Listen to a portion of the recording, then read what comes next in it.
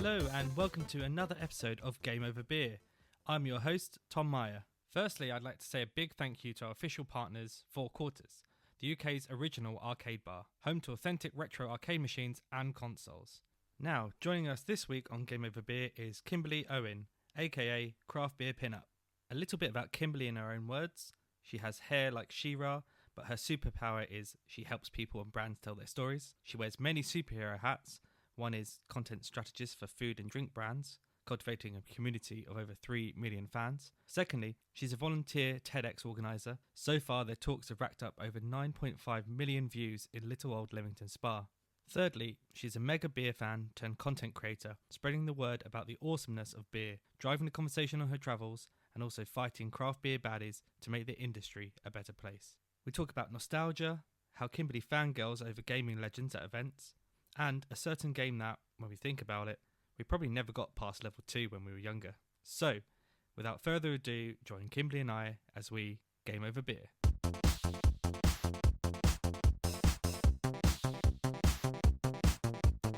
Welcome, Kimberley, to Game Over Beer.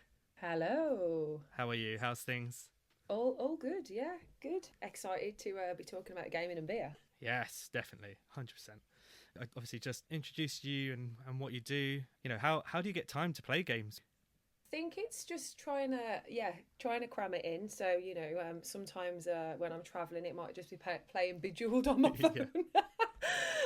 So I think I have different games for different kind of occasions, shall we say. So obviously if I'm going to play something like Red Dead Redemption 2, I need a lovely little luxurious night where I have a couple of like hardcore stouts and I've got like quite a few hours to play and get immersed in it. Big chunk of time. Yeah, when I'm on the move, I might just play, I don't know, Mario Kart on the Switch because it's, easy and you get your adrenaline hit really quick.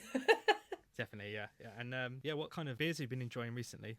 I think, well, we're kind of in that colder weather and I hate being typical and saying, I love stouts and, all of that kind of stuff. But I drink stouts all the year round. But I think because, it has been a little bit colder, I felt like I can actually, get some gaming sessions in and indulge in, like the BA stouts a little bit more and, get my 13%ers out. Yeah, some of the winter warmers. Yeah. So I've had quite a few. I had a stockpile of the Amundsen desserts in a can. Oh, lovely. That I don't know why I'd been stockpiling for so long. So I've been making my way through those. Now, weirdly, I think this was a couple of years ago, I was sunbathing in the Canary Islands and was scrolling through Instagram and came across those dessert in a can. And for some reason, even though I was in a really hot country, I was like, I need to have these beers. So I ordered them ready for Christmas, whenever that was. Yeah, they are delicious. And yeah, I think they did some barrel age versions of those as well, didn't they? Yeah, the one I enjoyed most recently was the cherry and chocolate ganache one. That one was amazing because it wasn't like too tart on the cherry. It was a little bit, I guess, like the cut through you'd get on like a Black Forest Gâteau type vibe. Amazing. Really nice, rich chocolate. Because sometimes I guess with some of the flavours, because there's so many combos in them, they can become just too overpowering or, just too much. Whereas this was like perfectly balanced. It was incredible. So I've actually got another can of that now because it was so good. Amazing. Obviously, you've picked 3 games and 3 beers for us to talk about. How hard was it to pick those? Oh, gosh, it's so hard. I think because, I'm obviously drinking beer a lot because of what I chose as my hobby and what I write about. So I think, really difficult because I think you have to kind of draw a line between, do I go for these old classics? Do I go for something that means something to me? Do I go for new breweries? Do I go for stuff I've been drinking recently? So I think there's a lot of things that came into play, especially with the beers. And then for the games, I kind of think it's really hard to pick the games because I think certain games work for certain occasions, certainly like beer. And also there might have been like, I guess almost like beer and in terms of the nostalgia when the atmosphere that you're drinking the beer in almost becomes attached to that beer and that flavour and it kind of takes you back to that memory. And I think that's sometimes the same with games, Actually, a game might mean something to me because, I don't know, it was an occasion where I played it with a friend and we had, an amazing time, or it might be actually I've done it as a kind of solitary pursuit. So I think there's so many games that mean so much to me. It was really hard to narrow them down. So I had equally the same problem with both. Yeah, it's funny because especially with the games, there's games that you remember and look back fondly on, and then I think you go to replay them again now, you're like, wow, I can't play this anymore in this form. And whether it was too hard or too easy, or the controllers now obviously have evolved so much. You're like, I can't even imagine how I even played this when I was younger. I think as well, it's like the patience element of it, because obviously gaming back in the day, as I'll say, you had to have a certain amount of patience, and just I find myself now, for example, I was playing Fallen Order yesterday, and there's a little bit where there might be a glitch or it's doing a save and it takes a minute, and I'm like, why is it taking a minute? Whereas, back in the day when I had my Commodore 64, I'd have to know I wanted to play the game half an hour before I wanted to play it.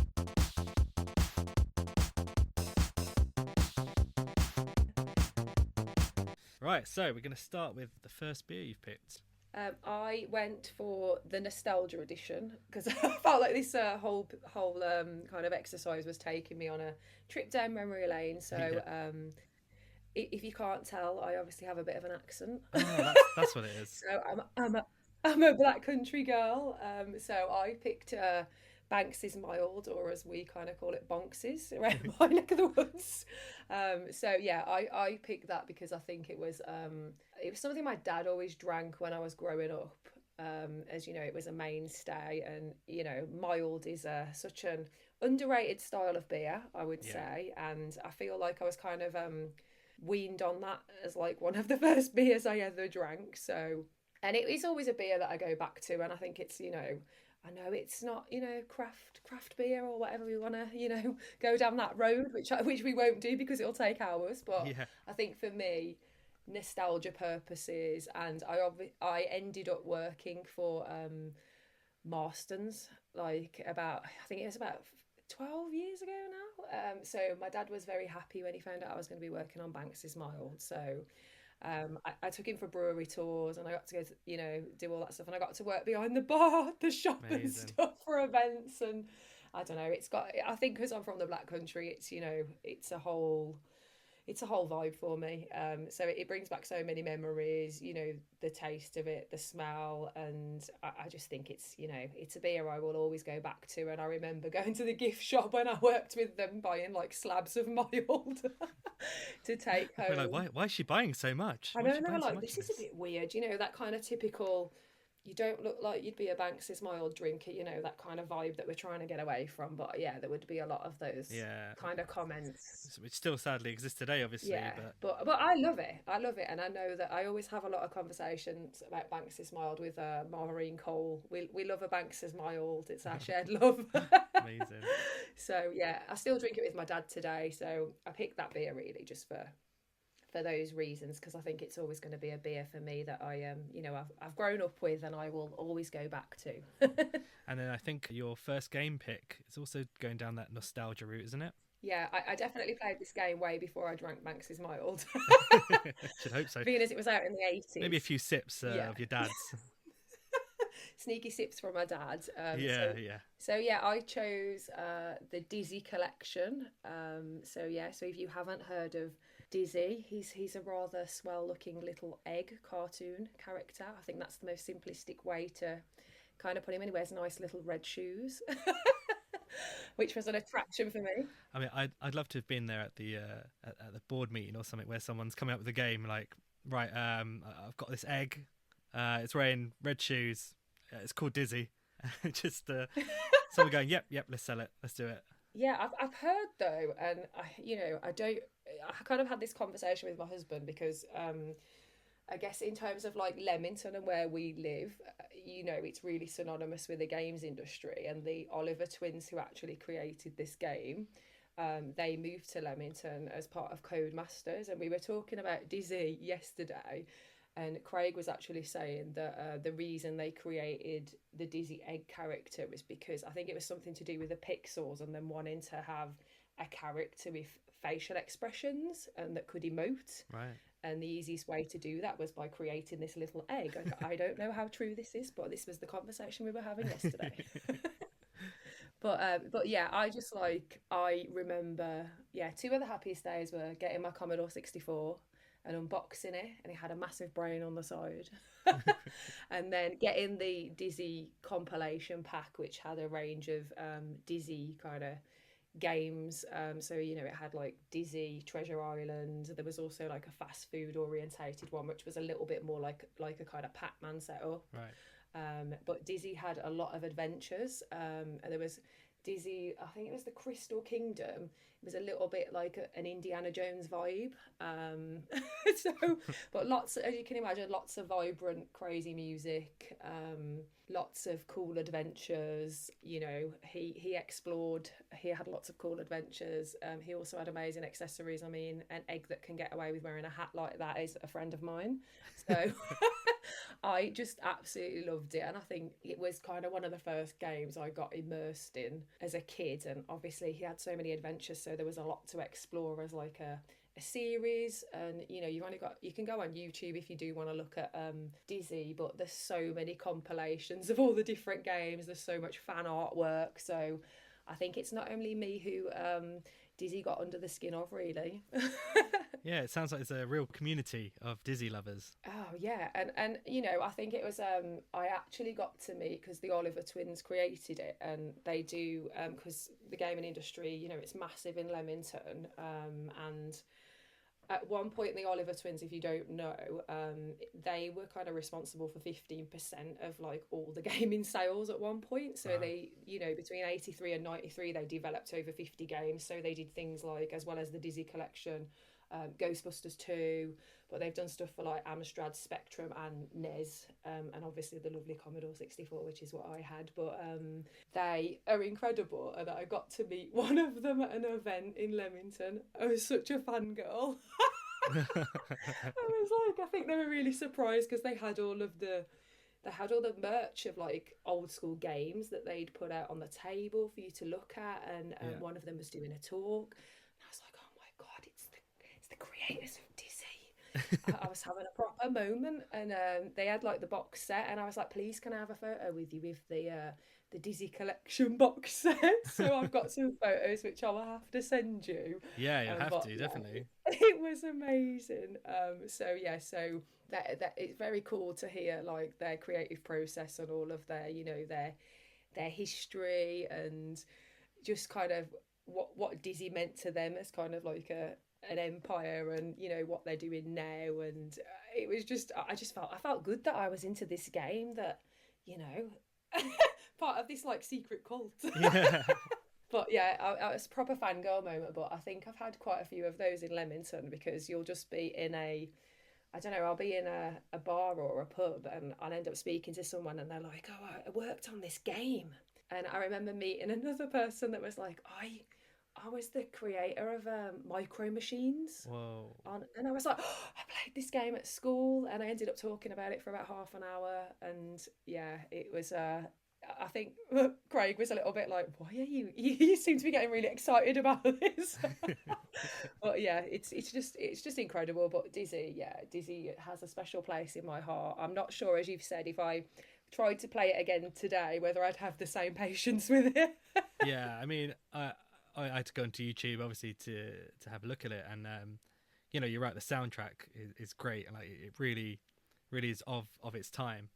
And then watching some of the gameplay, it just seems like one massive maze, and like just feel like, right, you go down this way, like nope, got to go back, go down here, avoid this enemy. Yeah. It's just very much of its time. And I imagine if you got it out again, if it played, if you managed to find a TV to connect it to work, you'd just be like, okay, this is definitely of its time. Obviously you'd still enjoy it because you're part of the Dizzy cult, right? So you have to. I feel like as well, I did read up while I was looking at Dizzy again for this, that I think they did do a newer version of Dizzy. Might actually try and get it and play again. But I think one of the things that struck me is, as I was searching through YouTube, because I couldn't remember which ones of the Dizzy collection were the ones I loved most. And like when you're looking at the YouTube videos and the music comes on and you suddenly get goose pimples because you're like, I remember this. Yeah. That's what I felt like, especially with the soundtrack to the Dizzy Treasure Island, and also the one that's like, it's like a fast food one that is more like a Pac-Man, whereas Treasure Island's a little bit more like almost like an adventure platform game where, as you've said, you get like little segues where you'll be speaking to a character and Dizzy will be engaging in them and you're like, whoa, where is this going? So they're very different. But yeah, it just really kind of, I don't know, it takes you back, doesn't it, when you hear the certain gaming songs and you're like, oh. Yeah, I remember there's a lot of consoles on socials would show you like the picture of the PlayStation 1 loading sign. And be like, what game does this remind you of? And it's amazing how much those sounds really make up part of your childhood and remind you of those times. Yeah, really. So that's our first beer and our first game. So yeah, now let us know what your second beer of choice was. Ooh, second beer. So I had quite a few of their beers. So I've gone for a beer from Mirakai. I'm going to show you I know you can't see this on the podcast, but just the lovely little branding and the lovely little artwork. I can confirm that the artwork is lovely. But I've actually chosen, it's a deeper called Good Things Are Coming.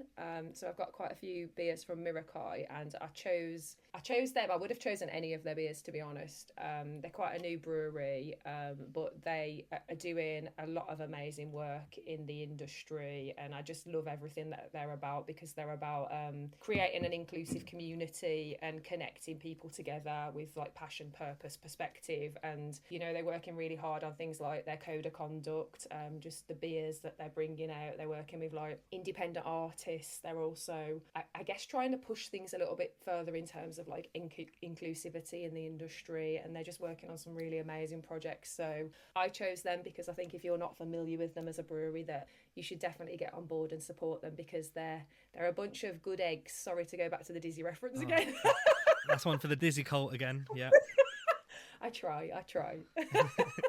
But yes, that's why I've chose this. And then, when I am gaming, I do go for, I would say, it has to be like a strong beer that's going to last me longer. So that's why I went towards the dipper, right, because I was like, this is a good gaming starter beer. If I'm having a couple of an hour sesh, I'll go for this and then maybe hook on a nice stout after. Yeah, well, it's always that issue, isn't it? If you're gaming and drinking, if you're really into it, you have to keep pausing, obviously, to grab a beer. So yeah, I imagine a higher percentage means you're it being more alcoholic means you're not having to like plow through so many beers or let them warm up. Yeah, I think you got to be careful as well, because if you're having like a beer that you need to keep cold, and I get super hyper focused when I'm playing games. So I think for me, having something like a stout where it can actually warm and cultivate a little bit while I'm playing is a good thing. Whereas if it's something I need to serve like crisp and cold, I'm probably going to forget about it if I'm really into the game. End up trying to down it a lot more quicker just because you wanted to have it at that right temperature. Yeah. Whereas as you say, the stout, you can let other flavours come through as it warms up and get a lot more out of it. I think this second game that you're about to pick, I think the hours that you probably spend on it is probably a lot higher as well. I think I'd be safe to say. Yeah. I feel like I should be embarrassed. Definitely should be embarrassed. But I'm actually not, because I put it on again last week, and I was like, wow, why haven't I played this for so many weeks? So I re-went back. But yeah, it's Battlefront 2. Even if you don't know, our house is like a Star Wars museum. My husband is an avid Star Wars fan. I'll probably do a little video tour, and there's a lot of that kind of stuff on my Instagram if anybody does want to have a look. But the gaming element of our Star Wars fandom probably sits with me more than Craig. So I think this is an opportunity for me to show I know more about a bit of Star Wars than Craig does. So so the gaming sits with me really. So I got Battlefront 2. I never played the first one actually. I think I got sucked into the hype of when the second one was coming out, and I was like, I've got to get this game because the trailers looked immense and the campaign looked great, and I liked that it was Iden as the woman protagonist, and I was like, I need to get this game. So I got it, and I did the thing that you probably should do when you get a game. I got absorbed in the campaign for like multiple days straight, where I think that's good because you feel so absorbed in it. And then I didn't play it for a little bit when I had the campaign, when I'd done the campaign. Yeah. Because I obviously OD'd on it, and then I did never go online. I'd left it a couple of months, and then I realised that there was a lot of this online world of battles, and I was like, why have I not done this before? And then that was it. I've played it probably most weeks since then, because they've got all of these multiple player battles, and a little bit like, I guess if you're into Fortnite and you've got, you know, the 100-to-1 element, there's these capital supremacy battles where, I don't know, it's like you're in Star Wars and you don't know whether you're going to be on like the goody team or the baddies, and you know, you could be in like TIE fighters at one session and do that variation, or you can do the capital supremacy battles where you know, you're just playing against 40 other people around the world, and I think they're about 25 minutes long. So after a stressful day at work or a stressful day, they're really good to like get your frustrations out. Get the blaster out, just blast around everywhere. And just feel like you're in. And you know, I'm so sad they're not going to do another variation of this game, because they were doing some really cool, I guess, updates to the multiplayer. And I remember when they added like another version of Capital Supremacy, I was so excited, but there would be this real excitement online. You can play as new different heroes, it was good, because I probably have not been in a game. I mean, I got into Red Dead 2 and I was kind of a bit late to the party when I started playing it, but it was good to be into a game at the time everybody else wasn't, being that, you know, the hype and be involved in the community a bit more, because I don't know, I do a lot of other stuff and sometimes I don't play games for quite a while, so it was good for me to be in that for a change. So I'm so gutted they're not doing any more, but I'm so obsessed with this game though. And it's just so good. And I think, you know, I've played a lot of like Star Wars arcade games, Star Wars pinball games, you know, any of the kind of campaigns and the old school games, and I am loving Fallen Order, but I feel like the battle modes on Battlefront 2, they're like, you know, when you're playing the heroes, or, you know, you're playing Vader or whatever, you feel like you're in Star Wars. It's amazing. Yeah, it's when you chokehold someone and you're lifting them up and throwing them, and yeah, you really do feel like you are controlling those characters, and you feel like you are recreating moments of the film. Yeah, it's so good. And I got one of my other friends into it at the time, so we'd get online and we'd play like a little squad. That was quite cool. And then I bought Squadrons, but I just haven't got into it as much as, you know, Battlefront 2. Yeah, I found that harder to get into than it's obviously, because you can still, with Battlefront 2, you still have those dogfights, don't you, in it? So you've got that element already in there. Yeah. So it felt weird to like not land and then run around and shoot as well. Yeah. I think it's the human element as well, of like, you know, you get to know all the characters and you can do the different emotes for all the characters, and you can build up like their powers, and you can, you know, unlock certain things. And I think it's that makes it exciting, you know, like when you're killing stormtroopers or whatever. Yeah. Me and one of my friends who used to play this a lot when the first Battlefronts came out on PlayStation 2, we were always the bad guys, always stormtroopers. Yeah, it's funny how you were saying how you were playing the campaign, because like we never did any of the campaign stuff. It was always online or doing kind of, you know, co-op with the AI. So when I got this game, I went straight online thinking, okay, this is what I know, this is what I'm used to. And yeah, it was amazing, and all the different elements they've added, you know, since the original games. And then I think one day I thought, I'm going to try the campaign, see what it's like. And like you say, it felt like you were just watching another movie. So good. It really got you like emotional to it as well, and made you put in some hours into it. Yeah, that's it, because you're like, it's almost like you're doing a box set, and you're like, I need to find out what's happening, you know, next session. And it's certainly, you know, if you haven't got Fallen Order as well, that campaign is, I'd say it's mega in comparison to the campaign on Battlefront 2. It's a lot bigger in terms of like the size of the universe that you're tackling. And I'm experiencing that again now, because I'm like, what's going to happen in the next session? Yeah. I think I got so obsessed with Battlefront 2 that when we went to a Star Wars con, because we go to the celebration ones, I paid the money to get my photo taken with Iden. So I just was like, I'm like, I go to a lot of these with my husband, and I was like, I have to do this one, like I have to go, and he was like, because he's just not interested, and I was just like, this is the one for me. So maybe I'll be like that if the main protagonist of Fallen Order is at the next one as well. Yeah, but yeah, I loved it, and I'm just so sad that they're not gonna do, because I can see people still campaigning like on Twitter and stuff to do updates of Battlefront 2, and I just feel like Fortnite, it has so many opportunities for you to keep adding in like new characters or new worlds, and it could have just kept going for forever, basically, because it's like, Book of Boba Fett's out, you could have added like an element of that. Yeah, Mandalorian stuff in. Yeah, exactly. And, they're not stopping doing any Star Wars films, are they? They're talking about more of those as well. So Yeah. you kind of think, well, surely there's just more content here for you to add. I mean, I know obviously a lot of people are going to still want the older stuff in and, play as Vader. But, you can update with the new stuff.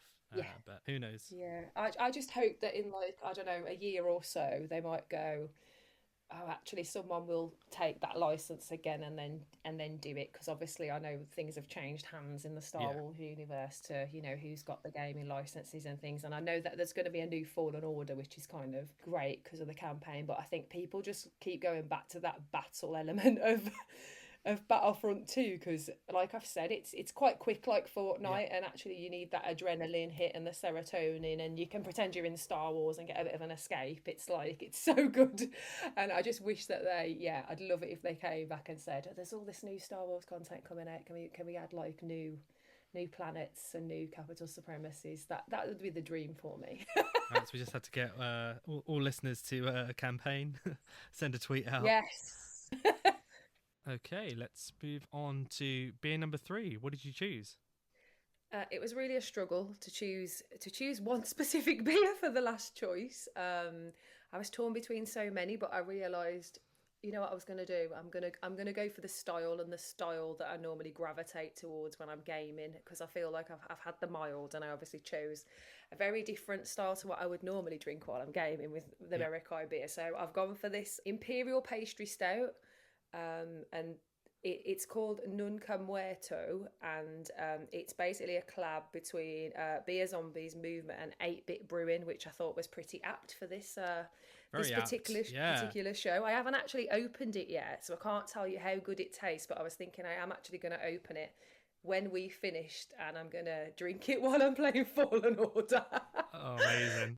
But basically, 8-Bit is... I've looked into them, and they have this like massive arcade, and it looks incredible. So I think next time I am around the LA area, I am definitely going to try and make a detour to 8-Bit. But yeah, I picked this beer up, and one of the reasons I have chosen it is because I eloped recently in Vegas, and Beer Zombies had an event for Black Friday, but it was like the anti-Big Beer Black Friday, and technically it was the day of my hen party, so I actually went to go and pick up a selection of beers that day, like the day before my wedding. So this was one of the beers that I chose, and I know that I think they do this kind of collab type thing every year, and I picked up 2 of the 3 that they had on offer this year, so I managed to get them back safely in my suitcase. So I'm like, yeah, this is it. This is a good beer. This is a gaming beer, and it is I think it's 13.5%. Let's just check. It is. It's 13.5%. It's a big boy. Yeah. So I think for me, if I'm having like a gaming session, I don't want to have to keep. I know it sounds really lazy getting back up for beer, and I know some people don't like drinking heavy beers when they're gaming, but I feel like sometimes it's a little bit like bowling for me. I get better as I'm drinking the beer.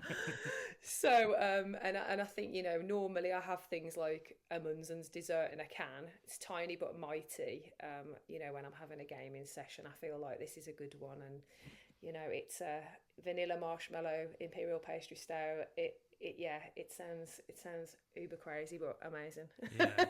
Well, firstly, huge congratulations on eloping, and obviously, what a lovely thing to have to kind of link back to it. So whenever you do go back over, there'll always be that link to that as well. So it's lovely. Yeah, I'm kind of with you with the big beer whilst gaming, because especially with this kind of style, the flavors change as it warms up a bit as well, doesn't it? So actually, if you're playing games, you're just taking sips, the beer will change as you're drinking it. So it's quite nice to to see how that changes as well while you're playing. And yeah, I'm the same. Like once I'm playing, I'm like, oh, even though the fridge is like 10 steps away, I'm like, no, can't be bothered. Yeah, especially when you're on like something that's a challenge and you're with lots of other people and you know you've got a certain time frame. Yeah.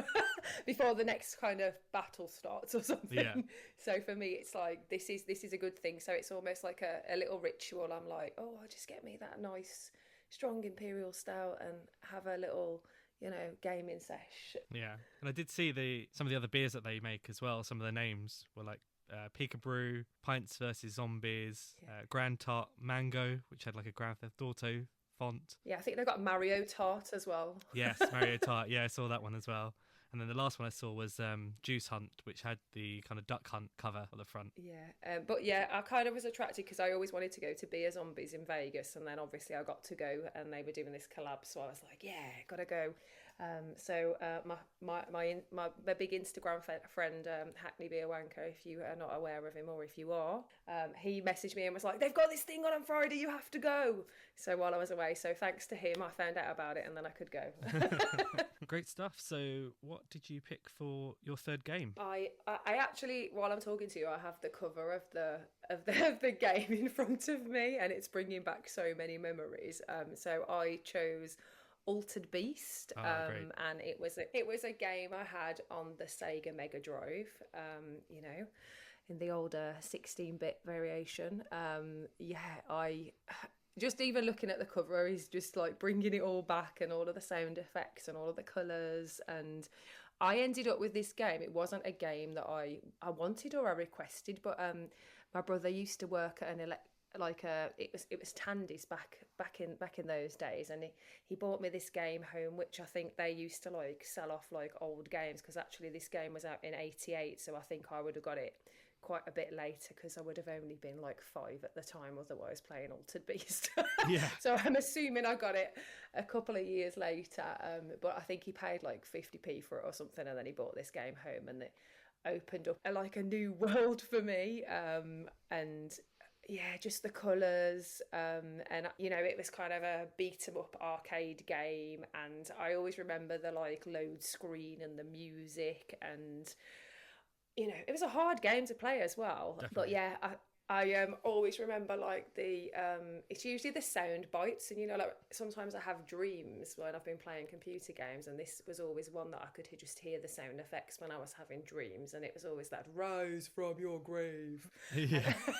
I could always hear that, and I think when we were talking about doing this podcast, I started getting absorbed into watching all the gameplay on YouTube, and it was bringing it all back for me. It was amazing. But I think if you haven't heard of Altered Beast, definitely go and check it out. But it's basically a game that was set in ancient Greece and follows it's kind of like the protagonist, and he's chosen by Zeus to rescue his daughter Athena from the demonic ruler of the underworld. I definitely don't think I was playing it at the age of 5. Yeah. I think the character's name is called Neff. I don't remember like being that sold into the character. I think it was more the kind of undead, the character, like the zombie element of it, and all of the like magical beasts in it. So there was like wolves, bears, tigers. I think there was even a golden wolf, but I don't think I was privileged enough to ever get to see that golden wolf, to be honest. Yeah. But yeah, even the music of the load screen is just epic, and I just the games were so hard back then. I think I remember thinking I could never get past this one bit, and I was almost praying that it would get featured on Games Master. Yeah. I was like, will they ever put this on, because I'm really stuck, because obviously you didn't have like YouTube, and you couldn't go, I'm stuck on this and this walkthrough. I think you had to be very, you had to have a lot of tenacity when you were playing games when you were younger, because you had to stick with it so much to try and get past a certain point, or you had to have a couple of friends that were playing it where you could troubleshoot. And I think gameplay back then was just so different. When I think about playing my Sega Mega Drive on my Commodore 64 to now, when I'm playing, I'm playing Fallen Order at the moment, and if I get stuck and I'm like, oh, I've tried to do this bit about 6 times, I'm not having a good day, I can either resolved to myself, I'm going to try and work out myself on the next gaming session, or I can just go on YouTube and someone's going to help me. So yeah, very, very different, very different gameplay. But yeah, I didn't know that Altered Beast was something you'd ever played. Yeah, well, I was a Nintendo kid, so I never had a Mega Drive, but I always used to go around my friend's house who had a Mega Drive, and it was always exciting to play those games compared to the Nintendo one. And he had Altered Beast, and I remember, being really drawn to, like, the fact that you just turned into this massive beast and had all these, like, power-ups. Oh, Power Up, that's the one I was thinking of. Power Up. Yeah, every time you hit the kind of glowing light that went across. But I realised I don't think when I was a kid I ever got past the first level. It's really hard. Exactly. Yeah, I remember the bit at the end of the first level with the baddie and like the things flying everywhere, and it's weird because when I think about games from when I was younger and I hear the music, you almost recapture this feeling of I just feel anxious when I hear certain sound effects from a game, because I'm like, this is the bit where I got stuck or I felt panicked because I was like, I'm only going to get this one chance to get it right. Play this game on if you have a Nintendo Switch online, the Mega Drive system is on there and Altered Beast is on there to play. So obviously you chose this game. I thought, I'll go and try and play it again, try and relive some of those memories. And I just realised, this game was ridiculously hard. And the only way I got through the first and second boss was because you can rewind on the Switch. So if you die, you can just rewind a bit and try again. But the second boss, I must have rewound so many times. There's no way that me as a kid ever got past this level. Yeah, I'm pretty sure that I never got past level 2 when I was younger. Yes, same, definitely. And I was thinking, God, how did I stay so persistent with this game? How could it not have got so boring? But I honestly remember playing it so much, even though it was just like the first level or so, because I just remember getting to the baddie at the end and then, like you said, being on level 2. But I think, I don't know, very persistent players back then, weren't we? Or we just played the first level over and over again. You just have to wait until someone either told you the cheat, or you could get a friend to come round and play that was probably better than you and get past that bit and then take the reins from them.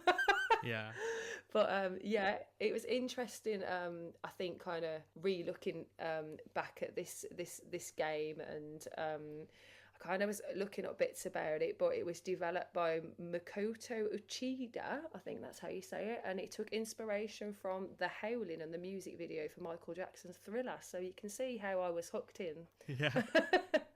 But I definitely keep listening to the music now. And now that you've said that it's on the Switch, because I think I remember having, like the Sega collection on, I think it was Xbox before they did, with like Streets of Rage and Echo the Dolphin. So now I know that this is on the Switch and I have a Switch. Thanks, Tom. I might go and replay it tonight while I'm drinking this beer, and I can hook up the experience. So I'm definitely going to have a go. Like I said, the beauty is you can keep rewinding. So if you don't get past the level, you can just keep rewinding, and it's fine. You'll get past it eventually. You just have to remember to actually rewind the game to do it.